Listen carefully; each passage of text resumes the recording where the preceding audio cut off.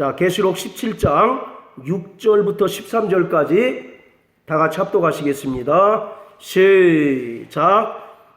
또 내가 보매 이 여자가 성도들의 피와 예수의 증인들의 피에 취한지라 내가 그 여자를 보고 기이 여기고 크게 기이 여기니 천사가 가로되 왜 기이 여기느냐 내가 여자와 그의 탄 바 7머리와 10뿔 가진 짐승의 비밀을 내게 이르리라. 내가 본 짐승은 전에 있었다가 시방 없으나 장차 무저갱으로부터 올라와 멸망으로 들어갈 자니 땅에 거하는 자들로서 창세 이후로 생명책에 농명되지 못한 자들이 이전에 있었다가 시방 없으나 장차 나올 짐승을 보고 기이 여기리라. 지혜 있는 뜻이 여기 있으니 그 7머리는 여자가 앉은 7산이요 또 7왕이라.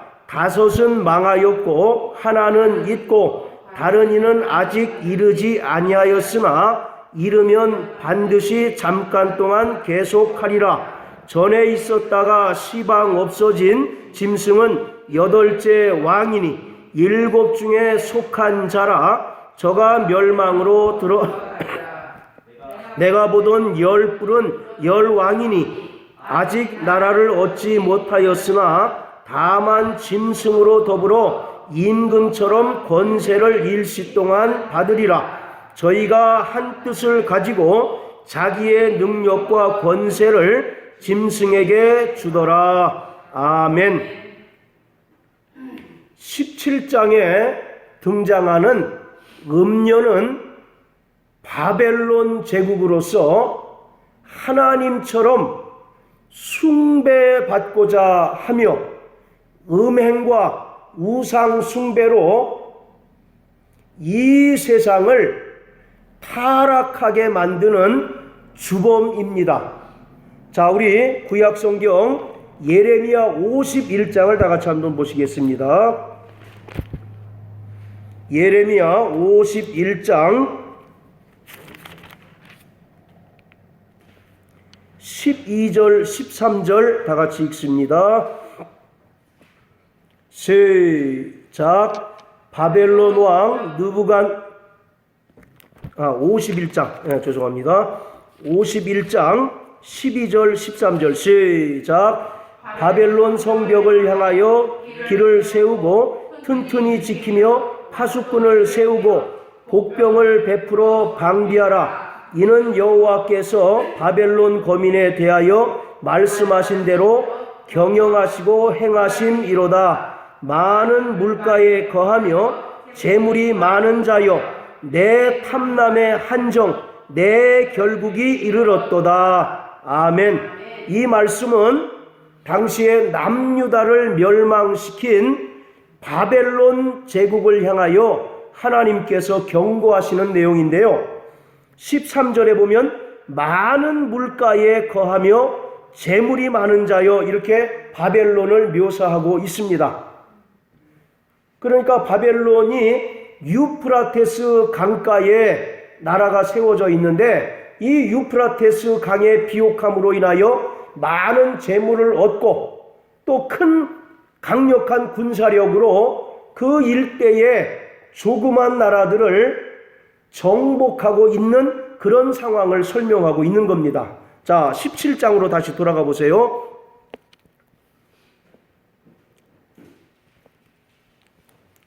자, 1절에 보시면 가로되 이리 보라 많은 무리에 앉은 큰 음녀에 받을 심판을 내게 보이리라 이렇게 얘기합니다. 그러니까 바벨론 음녀가 지금 어디에 앉아 있습니까? 많은 무리에 앉아 있죠. 아까 예레미야 51장에도 보면 많은 물가에라고 하는 표현이 있죠. 그래서 계시록 17장에 나오는 음녀는 바벨론 제국을 뜻합니다. 계시록 당시에 수신자들은 음녀 바벨론이 로마 제국을 가리킨다는 사실을 쉽게 알고 있었습니다. 구약에 바벨론 제국이 솔로몬이 지은 예루살렘 성전을 파괴시켰고, 또 신약에 와서 AD 70년에 로마가 헤롯이 지은 예루살렘 성전을 파괴시켰기 때문에 유대인들에게는 바벨론 또는 로마라고 한다면 악인의 세력으로 각인된 자들이에요. 그래서 음녀 바벨론 그러면 당시에 이 요한계시록을 읽는 사람들은 바벨론을 통해서 지금 누구를 보고 있는 겁니까? 로마 제국을 보고 있는 거예요. 그런데 이 바벨론 음녀가 1절부터 5절까지는 사치와 향락에 빠져 있다라고 기록하고 있습니다. 그리고 6절에 와서는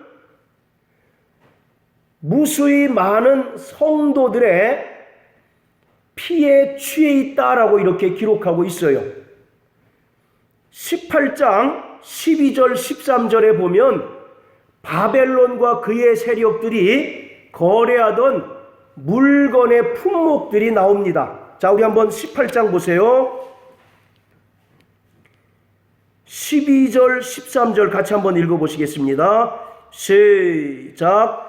그 상품은 금과 은과 보석과 진주와 세마포와 자주옷감과 비단과 붉은 옷감이요 각종 향목과 각종 상아 기명이요 값진 나무와 진유와 철과 옥석으로 만든 각종 기명이요 계피와 향료와 향과 향유와 유향과 포도주와 감람유와 고운 밀가루와 밀과 소와 양과 말과 수레와 종들과 사람의 영혼들이라. 자, 하나같이 당시의 진귀한 물건들을 그들이 거래하고 있고, 그들이 이러한 것들로 인하여 매우 큰 사치와 향락을 구가하고 있다라고 말씀하고 있어요. 그런데 그 끝에 보시면 종들과 사람들의 영혼들이라 이렇게 기록하고 있습니다. 이 말은 당시의 로마 제국은요, 기록에 의하면 약 10,000여 명 이상의 노예를 사고 파는 노예 시장이 형성되고 있었다는 겁니다. 그래서 각종 진귀한 물건도 차고 넘칠 뿐만 아니라 그 로마는 사람들, 노예들을 사고 파는 그 쉽게 얘기해서 인신매매 시장이 굉장히 크게 형성되어 있었다는 거죠. 이것은 무엇을 얘기하냐면 그만큼 그들이 사치와 향락이 극을 달하고 있었고 타락한 단면을 그대로 보여주고 있는 것입니다. 제가 한창 젊을 때 여러분들 인간시장이라는 소설 아시죠? 인간을 사고 팔고 매매하는 그 부패한 모습을 적나라하게 드러낸 소설이 인간시장인데 그것을 연상하시면 되겠어요. 막 진귀한 각종 전 세계의 보석들이 로마로 이제 몰려듭니다. 뿐만 아니라 노예들을 사고 파는 그 시장이 크게 형성될 정도로 당시의 로마는 사치와 향락이 극에 달했었고 타락한 모습이 절정을 치닫고 있었다라고 이렇게 말씀하고 있는 거예요. 자, 다시 17장으로 돌아가서요. 오늘 6절부터 13절까지는 사도 요한이 성령에 감동이 되어서 7머리와 10뿔 가진 짐승의 정체를 아는 내용을 담고 있습니다. 자, 그런데 특이한 것은 이 짐승을 묘사할 때 8절에도 보시면 전에 있었다가 시방 없으나 장차 무적행으로 올라올 자다 이렇게 기록하고 있습니다. 자, 그리고 또 8절 그 후반부에도 뭐라고 되어 있느냐면 이전에 있었다가 시방 없으나 장차 나올 짐승 이렇게 표시하고 있어요. 그리고 11절에도 한번 11절 다 같이 한번 읽으세요. 자, 시작. 전에 있었다가 시방 없어진 짐승은 8째 왕이니. 예, 됐습니다. 전부 다 짐승을 묘사하고 있는 표현인데 전에 있었으나 지금은 어떻습니까? 지금은 없고 장차 나타날 자다 이렇게 얘기하고 있어요. 이것은 계시록 13장에서도 우리가 확인한 것처럼 사단의 세력들은 끊임없이 하나님을 모방하고 있습니다. 자, 우리 대성형제 1장 4절 한번 읽어주세요. 1장 4절. 나머지 분들은 잘 들으시길 바랍니다. 요한은 아시아에 있는 7교회에 편지하노니 이제도 계시고 전에도 계시고 장차 오실 이와 그 보좌 앞에 7 영광. 예, 자, 하나님을 설명할 때 전에도 계셨고 이제도 계시고 장차 오실 자다라고 이렇게 얘기하잖아요.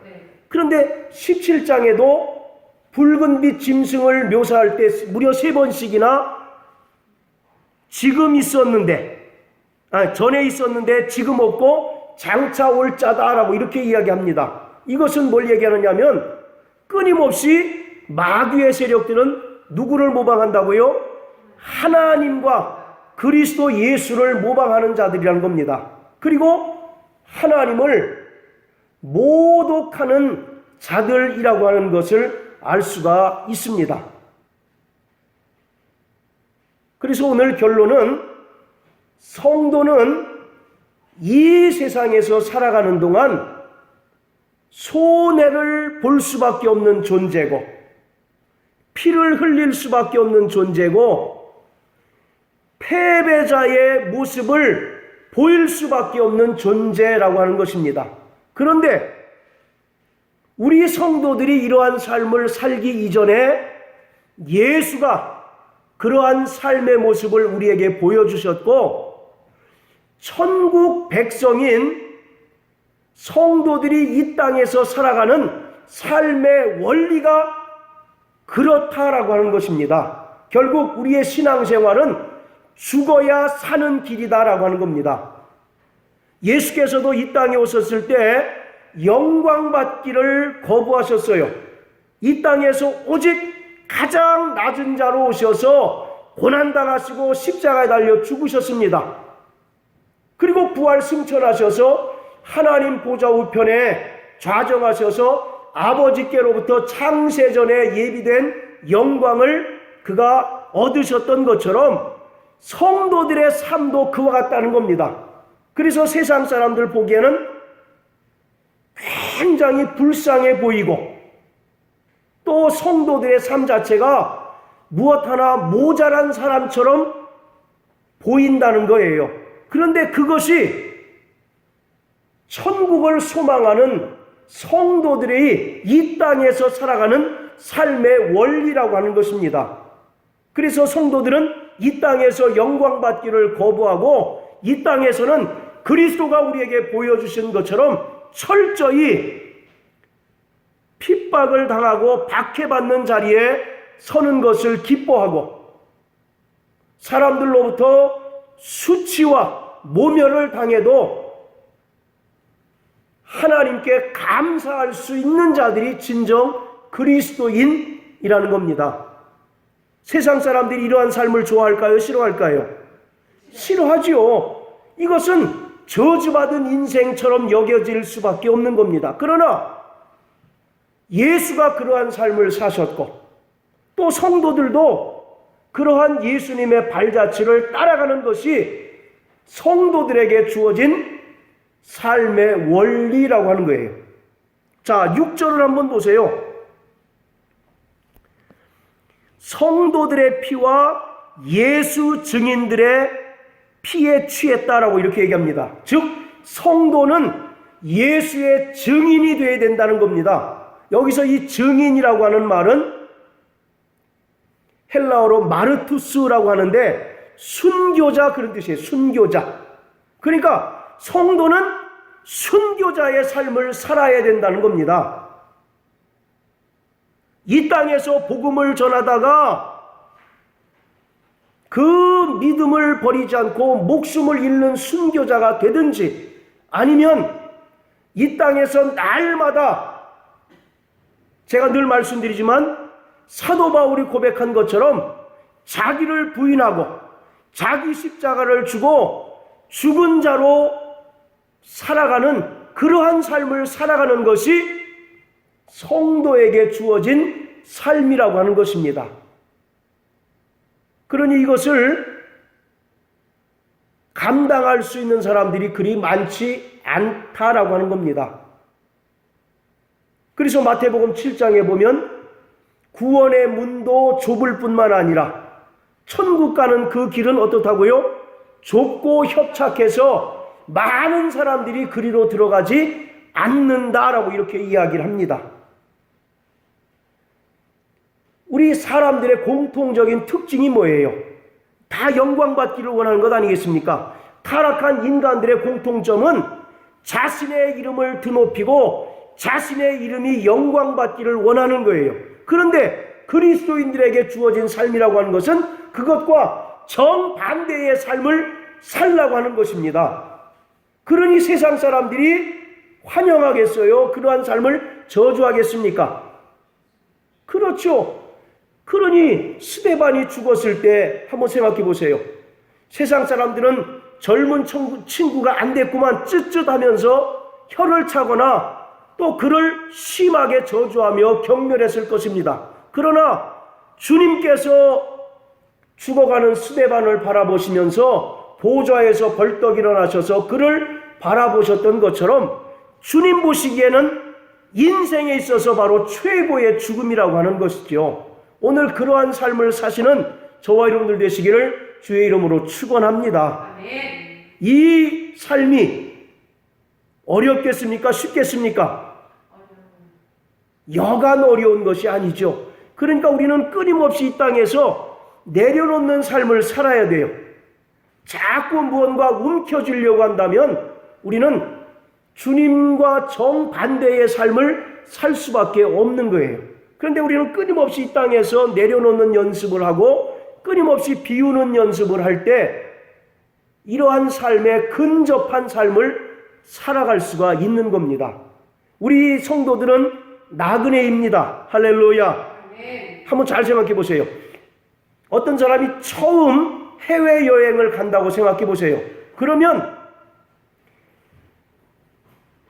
준비한 준비물이 엄청 많을 거 아니겠습니까? 네. 막 가방에 바리바리 여러 가지 것들 다 싸갖고 간다고요. 그러니까 그 여행을 간 건지 뭡니까? 짐을 옮기러 간 짐꾼인지 모를 정도로 짐이 많아요. 그런데 여행을 오랫동안 가본 사람들은 짐이 무거울까요? 가벼울까요? 상대적으로 가벼워요. 뭐가 필요한지를 딱 알기 때문에 가장 최소한의 짐만 가지고 여행을 떠날 겁니다. 그와 같이 이 세상에 미련이 많거나 뭔가 이 세상에 소망을 두게 된다면 천국 가는 그 길이 그만큼 쓸데없는 짐으로 인하여 방해를 받을 수밖에 없는 거죠. 그러나 우리는 이 세상에 미련을 두지 아니하고 저 영원한 하늘 소망을 두고 간다면 우리는 가벼운 짐만, 아주 필수적인 짐만 가지고 떠나는 여행 전문가와 같은 그러한 삶을 살 수가 있을 것입니다. 자, 6절 보시면 또 내가 보매 이 여자가 성도들의 피와 예수의 증인들의 피에 취한지라 내가 그 여자를 보고 기이 여기고 크게 기이 여기니. 지금 사도 요한은 음녀가 심판을 받고 멸망받는 장면을 보기를 원해요. 그런데 실상은 어떻습니까? 오히려 이 음녀가 수많은 성도들의 피에 취한 모습을 보니까 크게 기이한 모습을 보이고 있는 겁니다. 음녀가 망하기는커녕 오히려 더 활개를 치는 모습을 보니까 크게 당황한 모습을 보이고 있는 거예요. 그래서 뭐라고 그럽니까? 기이 여기고 크게 기이 여겼다 이렇게 얘기하고 있어요. 자, 그런데 여기서 여자가 성도들의 피와 예수의 증인들의 피에 취한 것은 구체적인 역사적인 사건을 배경으로 하고 있습니다. 여러분들 로마 황제 네로라고 하는 사람 잘 아시죠? 이 네로가 로마시를 새로 건설하기 위해서 로마시를 불을 태웁니다. 싹 불을 태우고 새로 그러니까 쉽게 얘기해서 신도시를 건설하기 위한 것이었죠. 근데 로마 사람들로부터 강력한 저항을 받습니다. 심지어 폭동이 일어날 정도로 강력한 저항이 일어나니까 네로 입장에서는 뜨끔했던 거죠.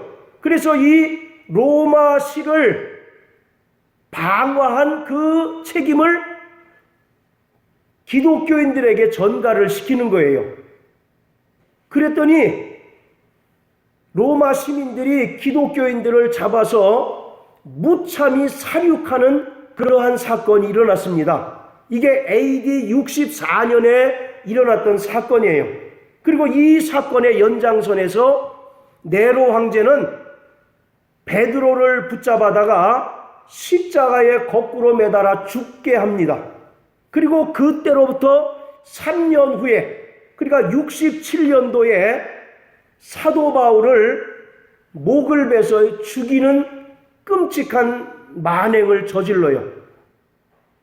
지금 음녀가 성도들의 피와 예수 증인의 피에 취했다라고 하는 것은 그러한 역사적인 사건을 배경으로 하고 있습니다.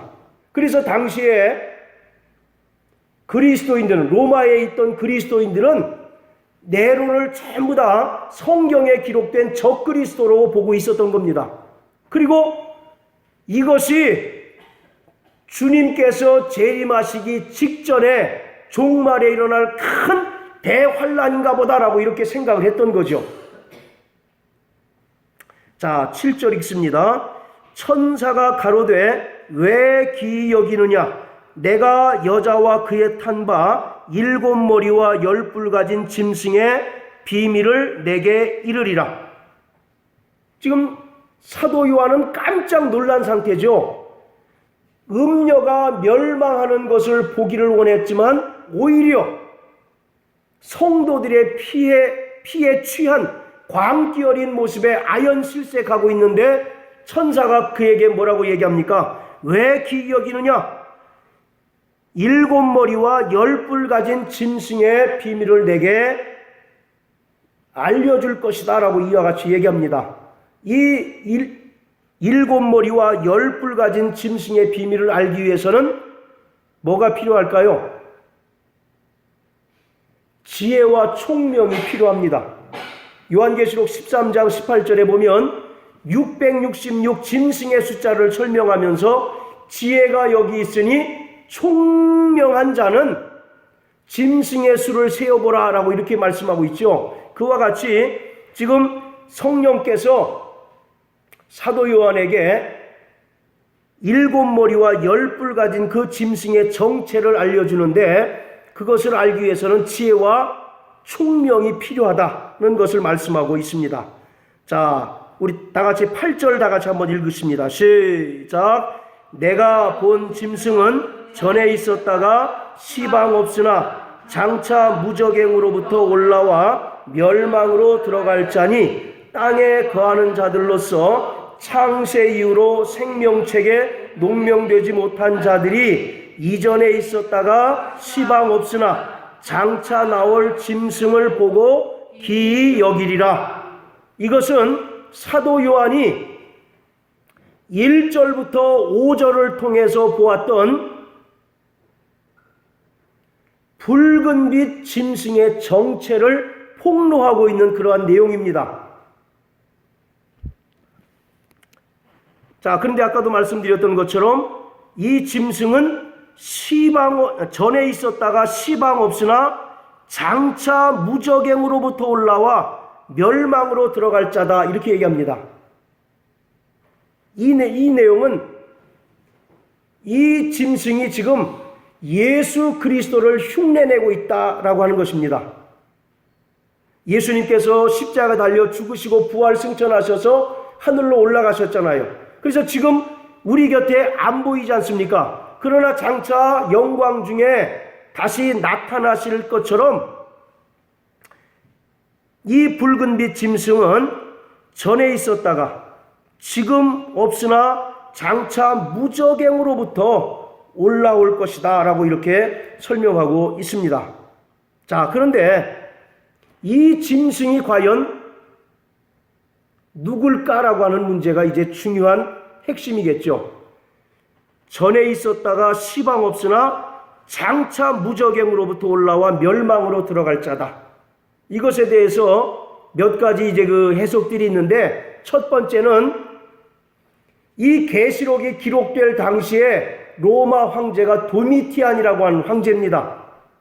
자신을 가리켜 나의 주 나의 하나님이여라고 자신을 숭배하게 했던 황제가 도미티안인데, 당시에 이 짐승이 바로 도미티안이다라고 하는 것입니다.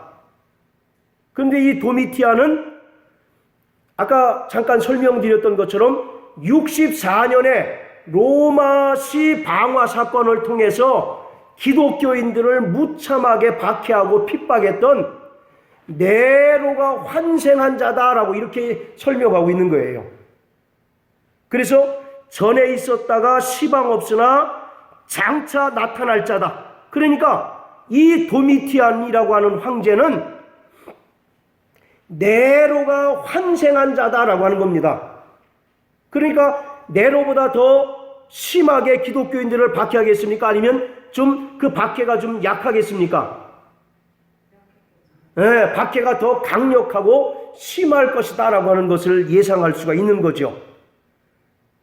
자, 그것이 이제 첫 번째 견해고, 그래서 그것이 문자적으로 이 짐승을 이제 해석하는 견해고, 상징적으로 해석하면 이 짐승은 어떤 특정한 인물이 아니라 기독교 역사 동안에 계속 존재해 왔었고, 또 종말 때에 등장해서 하나님을 대적할 사단의 세력을 가리킨다라고 하는 것이 또 하나 견해입니다. 자, 이 두 견해 중에 어떤 것이 보다 더 성경적일까요? 첫 번째는 네로가 환생을 한 도미티안 황제다라고 하는 견해가 하나가 있고, 또 하나는 이것이 어떤 시대에 있었던 특정한 인물을 가리키는 것이 아니라 기독교 역사 이래로 계속 존재해왔고, 또 종말 때에 등장해서 하나님을 대적하고 성도들을 미혹하고 핍박할 적그리스도의 세력을 가리킨다라고 하는 겁니다. 자, 여러분들은 두 가지 견해 중에 어떤 것이 좀 더 나중에 것이 보다 더 성경적이다라고 말씀드릴 수 있습니다. 왜냐하면 자꾸 사람들은 특정한 인물을 지목하기를 원해요. 그래서 계시록 13장에도 666이라고 하는 숫자가 있잖아요. 그거를 끊임없이 네로일 것이다, 또는 도미티안일 것이다, 그리고 한참 후대에 히틀러다, 그리고 또 우리 역사에 존재했던 악인들 있지 않습니까? 그 악인들의 이름을 거기에 자꾸 거명을 해요.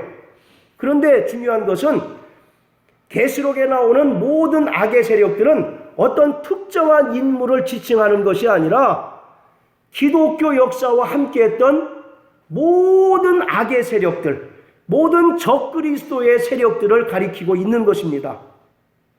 그러니까 여기서도 이것이 네로의 환생으로 사람들이 주장했던 도미티안이라고 하는 황제를 지칭한다기보다는 역사 이래로 존재했던 적그리스도 세력을 가리킨다라고 보는 것이 보다 더 성경적이다라고 말씀드릴 수가 있습니다.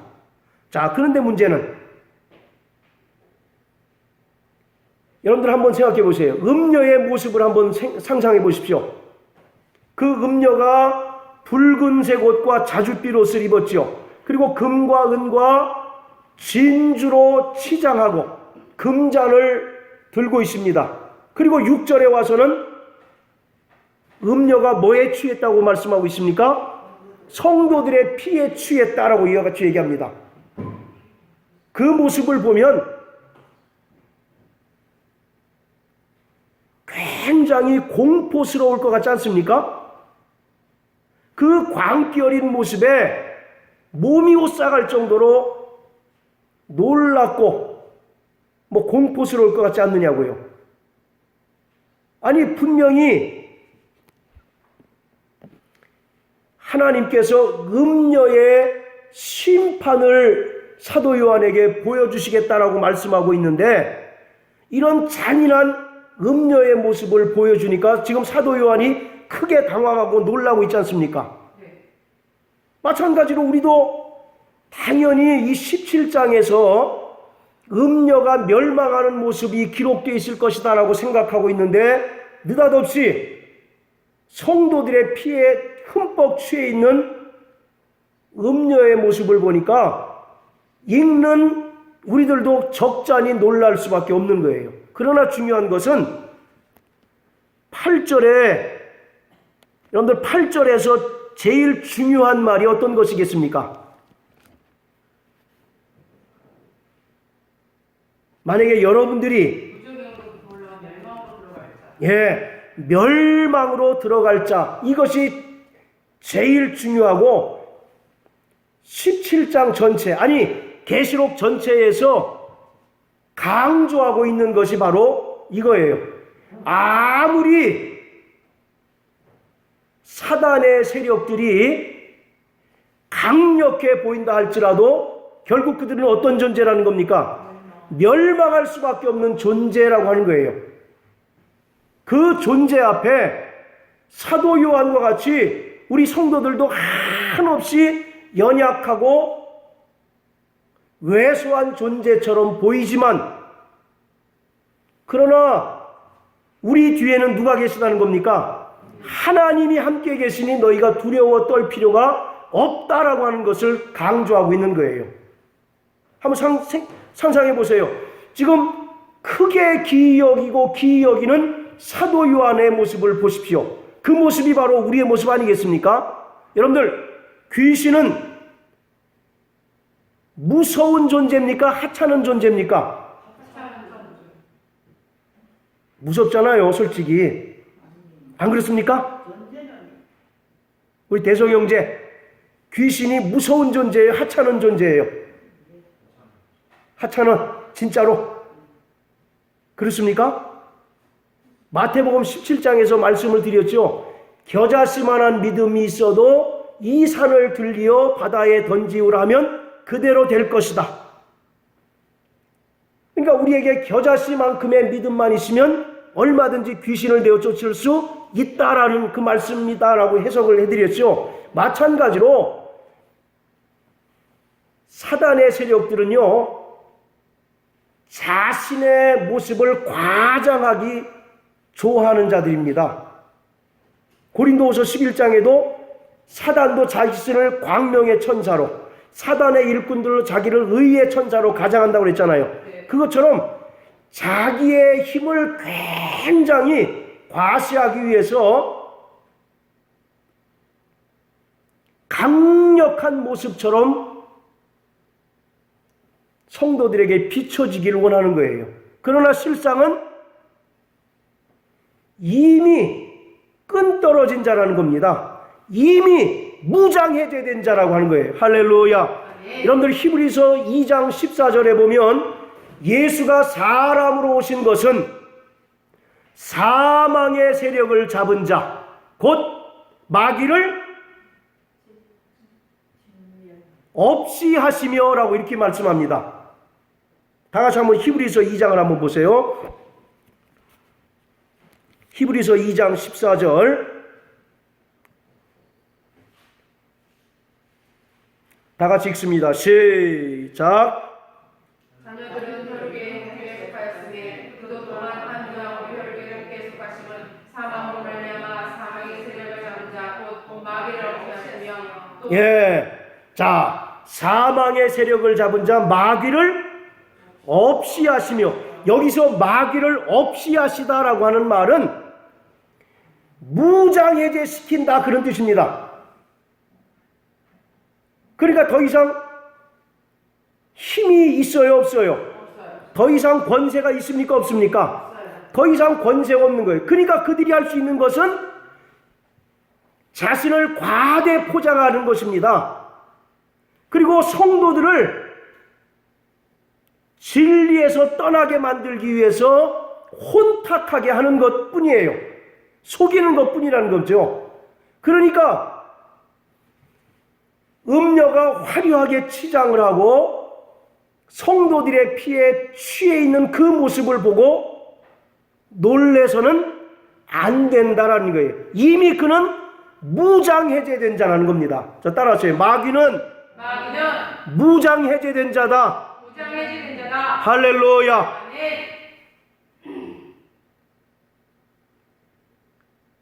언제입니까? 48년입니까? 45년입니까? 45년 8월 15일 날 일본에 원자폭탄이 떨어져서 일본 왕이 항복하지 않습니까? 이미 무장해제된 자예요. 그래서 그들이 총을 가지고 있어도 총을 쏠 수 있어요, 없어요? 총을 쏠 수 없는 것처럼 이미 마귀는 예수의 죽음과 부활을 통해서 사망 권세가 깨어진 자입니다. 이미 완전하게 무장해제된 자예요. 그러니까 그가 할 수 있는 것은,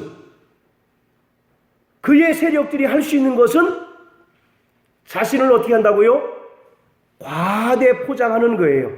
거기에 현혹돼서는 안 된다는 겁니다.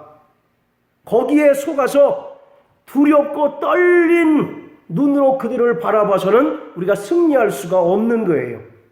왜? 영적인 전투에서 승기를 뺏기기 때문에 그렇습니다. 그러니까 이 사도 요한이 기이 여기고 크게 기이 여겼다라고 하는 것은 다름 아닌 우리의 모습이라는 거예요.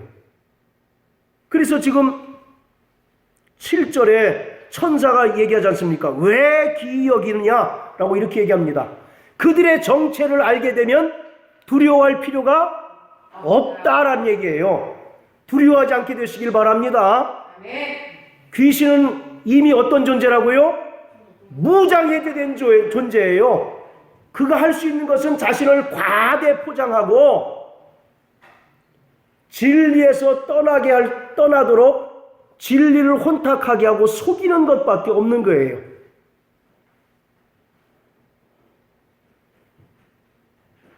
실상에서도 그렇지 않습니까? 약한 사람일수록, 요새 애들 말로 허세가 쩐다 그런 말 들어보셨습니까? 그렇잖아요. 약한 사람일수록 자기를 강하게 과대 포장하잖아요. 그래서 상대방으로 하여금 내 모습을 보고 좀 제발 길을 좀 죽어줘 라고 이렇게 자기를 포장하잖아요. 그게 바로 귀신의 전략이라는 거예요. 거기에 속지 않게 되시기를 바랍니다. 그래서 예수님께서 마가복음 16장 17절에 나를 믿는 자들에게 이러한 표적이 따르리니 저희가 곧 내 이름으로 귀신을 쫓아낸다. 귀신을 쫓아낸다라고 하는 것은 내가 능력이 많아, 이것을 나타내기 위한 것이 아니라 이미 마귀가 예수의 십자가에서의 죽음과 부활을 통해서 심판받은 존재라고 하는 사실을 우리에게 알 수 있도록 나타나는 하나의 표징이라는 겁니다. 증거라는 거예요. 그러니까 지금 마귀는 이미 심판받은 자고 이미 무장해제 당한 자다라고 하는 사실을 우리가 기억하시면 되겠습니다. 자, 그리고 9절부터 11절까지 우리 다 같이 읽습니다. 시작. 지혜 있는 뜻이 여기 있으니 그 일곱 머리는 또 일곱 왕이라. 다섯은 망하였고 하나는 있고 다른 이는 아직 이르지 아니하였으나 이르면 반드시 잠깐 동안 계속하리라. 전에 있었다가 시방 없어진 짐승은 여덟째 왕이니 일곱 중에 속한 자라. 저가 멸망으로 들어가리라. 자, 이제 일곱 머리 가진 존재가 누구냐라고 하는 것에 대해서 설명하고 있습니다. 자, 잘 들으세요. 자, 일곱 머리는 9절에 보시면 일곱 머리는 일곱 산이다라고 이렇게 기록합니다. 왜 뜬금없이 산 얘기를 할까요?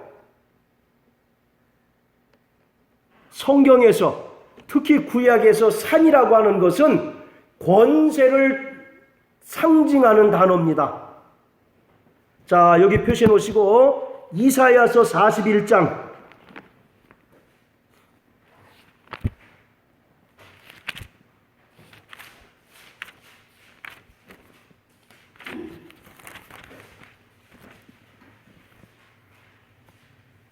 14절 15절 이사야서 41장 14절 15절 다 같이 읽습니다. 시작. 지렁이 같은 너 야곱아 너희 이스라엘 사람들아 두려워 말라. 나 여호와가 말하노니 내가 너를 도울 것이라. 내 구속자는 이스라엘의 거룩한 자니라. 보라 내가 너로 새 타작기계를 삼으리니 내가 산들을 쳐서 부스러기를 만들 것이요 작은 산들로 겨같게 할 것이라. 자, 15절 다 같이 시작. 보라 내가 너로 이가 날카로운 새 타작기계를 삼으리니 내가 산들을 쳐서 부스러기를 만들 것이며 작은 산들로 겨같게 할 것이라. 자, 이스라엘을 통해서 하나님께서 주변에 있는 이방민족, 열국들을 다 멸망시킬 것을 예언하고 있는 겁니다. 자, 그런데 여기 보시면 산이 있고 그 밑에 작은 산이 있죠. 위에 나오는 산은 바벨론을 얘기합니다. 바벨론. 그리고 밑에 있는 산은 바벨론의 그 수하에 있는 나라들. 그렇죠. 주변에 있는 나라들. 바벨론에 정복되어 있는 그런 악의 나라들. 하나님께서 이스라엘을 뭐로 삼으셔서? 타작기계로 삼으셔서 그 산들을 부셔뜨려 버릴 것이다 라는 거예요. 지금 당장은 네가 바벨론에 의해서 멸망을 당했지만 하나님께서 너를 사용하셔서 바벨론과 그 수하에 있는 모든 열국들을 다 깨뜨려 버릴 것이다 라고 말씀하고 계셔요. 여기서 산이라고 하는 것은 권세를 의미합니다. 자, 다시 계시록 17장으로 돌아가서요. 그리고 아까도 말씀드렸던 것처럼 우리 믿음이 겨자씨만 같으면 뭐를 옮길 수 있다고요? 산을 옮긴대. 산을. 우리가 기도하면 산이 막 저절로 옮겨집니까? 그럼 세상이 일대 혼란이 벌어지겠죠. 백두산하고 한라산하고 바뀐다고 생각해 보세요. 그런 일이 있겠습니까? 아니요. 네. 그래서 산이 옮긴다라고 하는 것은 권세를 내어 쫓을 수 있다라고 하는 그런 의미예요. 그래서 일곱 머리는 여자가 앉은 일곱 산이요. 그러니까 어떤 강력한 권세를 가리키고 있습니다. 자, 그리고 또 10절에 보면 또 일곱 머리는 뭐라고 그럽니까? 일곱 왕이다 라고 이렇게 얘기하고 있어요. 그래서 어떤 사람들은 로마의 황제들 가운데 특히 기독교를 박해했던 7명의 황제를 가리킨다라고 이렇게 해석하기도 합니다. 물론 그게 맞을 수도 있어요. 자, 그리고 보세요. 또 10절에 다섯은 망하였고 하나는 있고 다른 이는 아직 이르지 아니하였으나 이르면 반드시 잠깐 동안 계속하리라. 그러니까 다섯은 망하였고 하나는 있대요. 그래서 사람들은 이 다섯이 뭐냐? 구약에서 이스라엘을 괴롭혔던 5대 제국일 것이다 라고 이렇게 얘기합니다. 애굽, 아수르, 바벨론, 바사, 헬라, 이게 5대 제국, 이게 다섯일 것이다 이렇게 또 해석하기도 해요. 그리고 남은 하나는 그럼 뭐겠어요? 그렇죠. 다섯은 망하였다 할 때 그 다섯은 애굽, 아수르, 바벨론, 바사, 헬라고, 하나는 남아있다 할 때 그 하나는 바로 로마일 것이다 이렇게 이제 해석을 하기도 합니다. 자, 그런데 아까도 말씀드렸던 것처럼 어떤 특정한 세력이나 특정한 인물을 지칭하기보다는 이 얘기는 역사 이래로 끊임없이 성도들을 괴롭혔던 사단의 세력들, 사단으로부터 권세를 부여받아서 사단으로부터 권세를 위임받아서 하나님을 대적하고 성도들을 핍박했던 악의 세력들을 총칭해서 이르는 말이다 라고 하는 겁니다. 자, 그리고 또 11절에 보세요.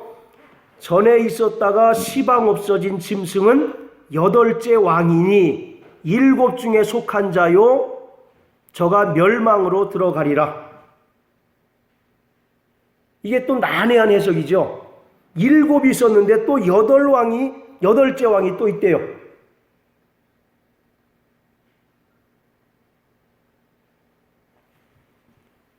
어렵지 않습니다. 이 8째 왕은 7 왕들의 모든 권세를 부여받아서 새로 등장하는 어떤 권세자를 가리키고 있는 거예요. 그게 이제 마지막에 나타나는 적그리스도의 세력이다 라고 하는 겁니다.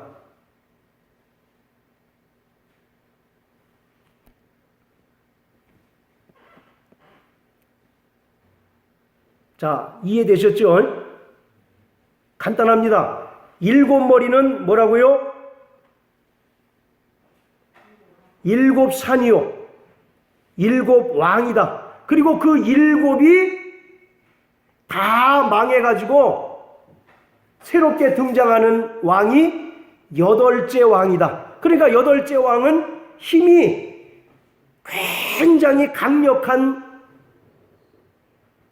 그러한 존재가 되겠죠.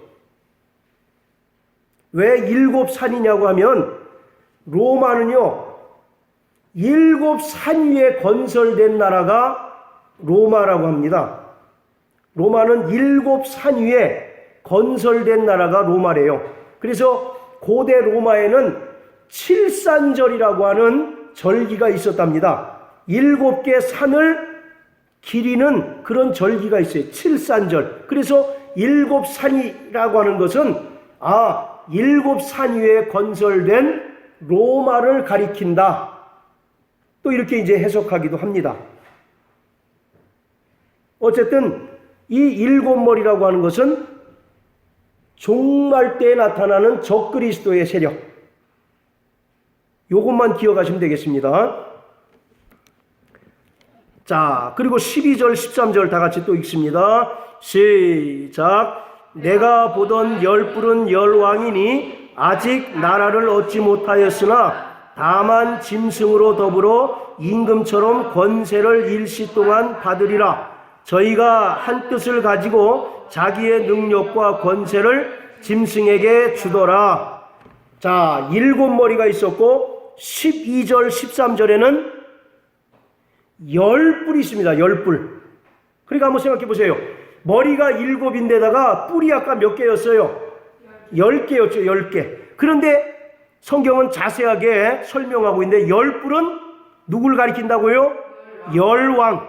자, 이 말씀은 다니엘서를 배경으로 하고 있습니다. 자, 다니엘서 7장.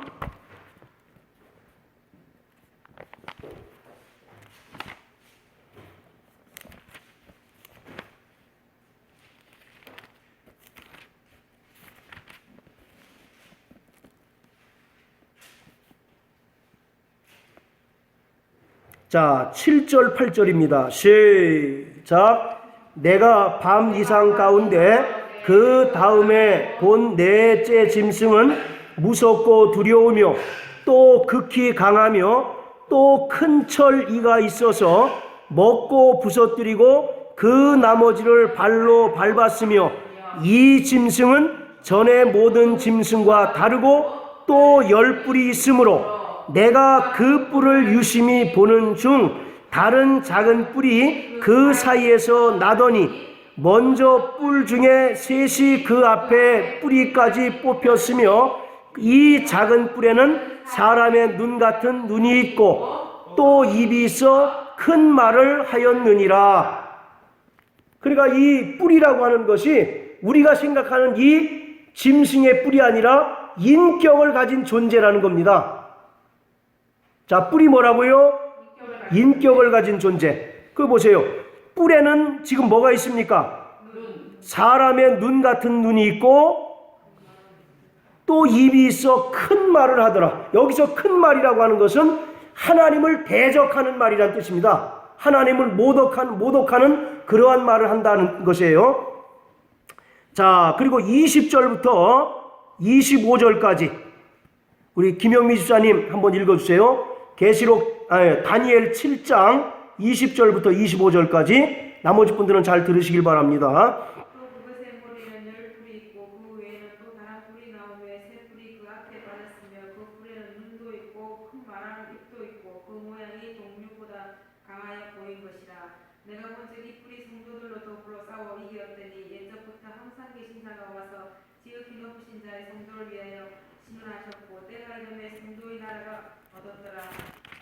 모신 자가 이처럼 이를 때 넷째 짐승 곧 땅에서 내게 넷째 나라인데 이는 모든 나라보다 달라서 천하를 삼키고 밟아 부서뜨릴 것이며 그 10뿔은 이 나라에서 일어날 10왕이여 그 위에 또 하나가 일어나리니 그는 먼저 있던 자들과 다르고 또 새 왕을 복종시킬 것이며 그가 장차 말로 지극히 높으신 자를 대적하며 또 지극히 높으신 자의 성도를 괴롭게 할 것이며 그가 또 때와 복을 경계코자 할 것이며 성도는 그의 손에 붙임 바 되어 한때와 두때와 반대를 지내리라.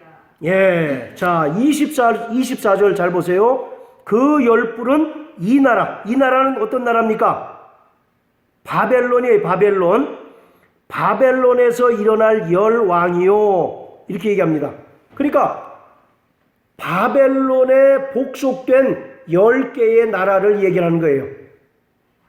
바벨론의 정복 땅에서 바벨론과 같이 못된 짓을 하는 10개의 나라들을 얘기합니다. 그래서 그 10왕들이 하는 일들이 뭐냐면 25절에 지극히 높으신 자를 어떻게 합니까? 대적하고 또 지극히 높으신 자의 성도를 괴롭게 할 것이다. 자, 그러니까 계시록 17장에 있는 10뿔은 당시에 로마에게 정복당한 속국들을 얘기합니다. 현실적으로는, 실제적으로는. 그리고 영적으로 보면 사단에게 권세를 위임받아서 위로는 하나님을 대적하고 또 이 지상에서는 성도들을 괴롭게 하는 악의 세력들을 얘기하고 있어요. 근데 왜 하필이면 10뿔이냐? 11도 될 수 있고 12개도 될 수 있는데 왜 굳이 10뿔이냐? 이 10이라고 하는 숫자, 완전수라고 말씀을 드렸죠. 그래서 10뿔이라고 하는 것은 강력한 권세를 가지고 있다라고 하는 그런 상징적인 의미를 가지고 있습니다.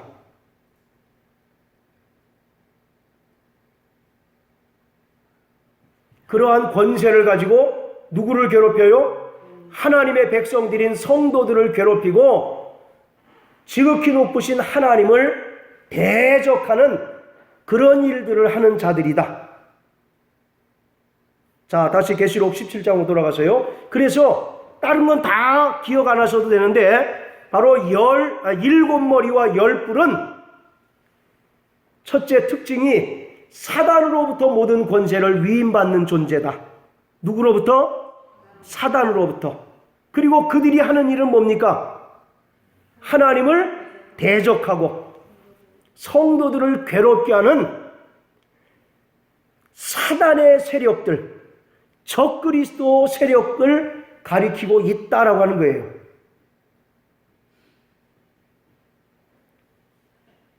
그 세력 앞에 우리는 바람 앞에 촛불과 같이 연약한 존재다라는 겁니다.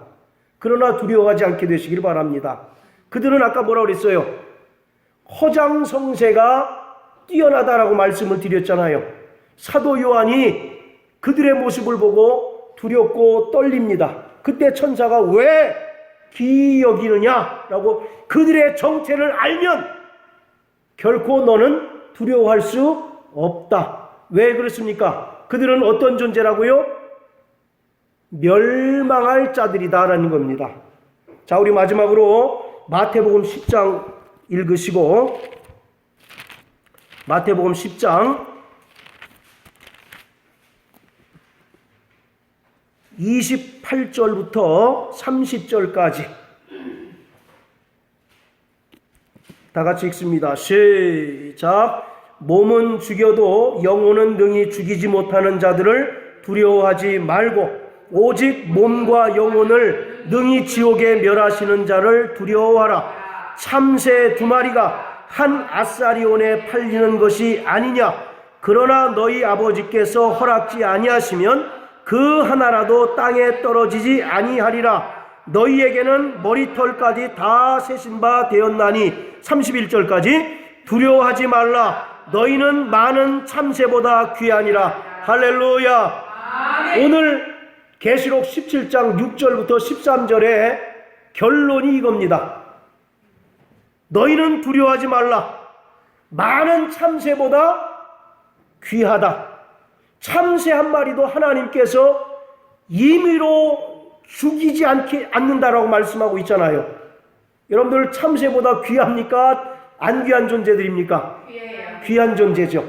예수님은 참새를 구원하러 오셨을까요? 우리를 구원하러 오셨을까요? 그러니 참새와 우리는 비교 대상이 되질 않는 거예요. 그런데 하나님께서는 참새 한 마리도 허락하지 않으시면 결코 떨어지지 않는다라고 말씀하고 계셔요. 하물며 너희일까 보냐. 할렐루야. 그러니까 우리는 몸은 죽여도 영혼을 죽이지 못하는 자를 두려워하지 말라는 겁니다. 그가 누굽니까? 마귀죠. 적그리스도의 세력들이죠. 그러한 자들을 두려워할 것이 아니라 너희는 영혼과 몸을 지옥에 던져버리실 수 있는 하나님을 두려워하라. 그리고 너희는 하나님께서 너희의 머리카락까지 다 세신 바 되었다. 우리 김설자 집사님, 머리가 몇 가락이십니까? 모르지요. 이 얘기 무슨 얘기겠어요? 머리카락까지 다 세신 바 되었다. 그만큼 우리보다 우리 자신을 더 잘 아시고 끝까지 지키시고 보호해 주시겠다라고 하는 겁니다. 다니엘이 풀무불에 들어갔을 때에도 머리털이 상하지 않았다라고 말씀하고 계시잖아요. 그만큼 하나님께서 우리를 책임지십니다. 그만큼 하나님께서 우리를 지키시고 보호해 주시는 거예요. 사단의 세력들이 아무리 허장성세를 통해서 강력하게 보인다 할지라도, 물론 또 실제로 그런 강력한 권세를 가질 수도 있죠. 세상 권세를 통해서. 그러나 그것에 기죽지 말라는 겁니다. 그것에 두려워하지 말라는 거예요.